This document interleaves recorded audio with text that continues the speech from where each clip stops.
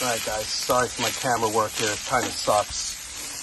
But this new LavaLock middle griddle is actually really cool. If I wanted to throw like a steak over here, I could. Maybe some hot dogs here. So you could cook on this and then you got space to just do regular grilling.